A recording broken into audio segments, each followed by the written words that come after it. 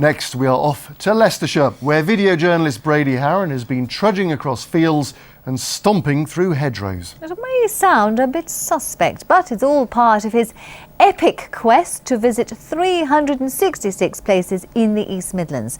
Well, today Brady finds himself right in the middle of things, so to speak. Well, I'm still out and about trying to visit 366 places in the East Midlands.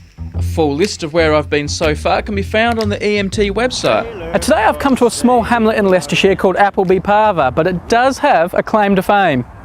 You see, this was once declared the country's centre of population. Now basically what that means is with people living all over the UK, north, south, east, west, this is the place where, well, you're pretty much in the middle. There's an equal number of people in every direction. Just not that many here. One man I do find is John Quimby from the local council, and he really is Mr. Appleby Parva. At the last survey, the demographic centre of England was actually in Appleby Parva. And my claim to fame is it was in our front garden. That's where the centre of the population was. I think most of the interest was with the media. Television, newspapers, radio, local radio stations.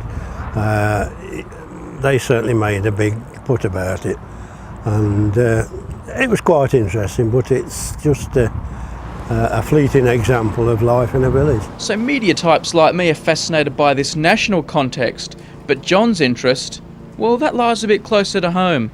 If you look across the orchard, or what remains of our orchard, we've still got some very ancient apple trees in it. Oh, can you show them to me? Oh yes, of course I can. So while John and I talk apples in Appleby, They're a lovely apple, they don't keep, they're sweet. I'll just give you a quick sneak preview of the next place I'm visiting on Route 366.